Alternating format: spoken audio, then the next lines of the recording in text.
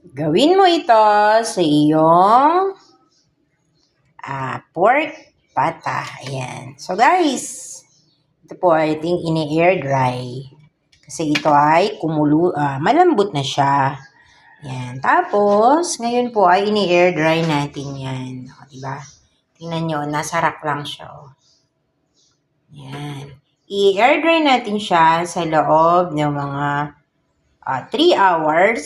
Tapos, ipiprease natin siya mga 30 minutes. At ayun, lalagay na natin siya sa air fryer. Pero kung ayaw niyo naman guys sa air fryer, pwede nating ilagay yan doon sa kawali. Diba yung kumukulong mantika?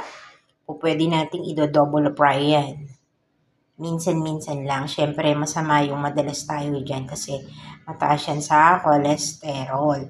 At pagka po guys, hindi natin naubos, halimbawa, hindi natin naubos, gagawa tayo ng recipe tungkol dyan. Abangan nyo po kung anong recipe yung gagawin natin dyan sa mga leftover natin dyan sa ating pata.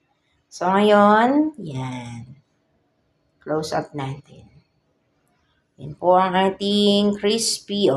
Crispy. Hindi pa siya crispy. Yan po ang ating gagawing crispy pata sa air fryer.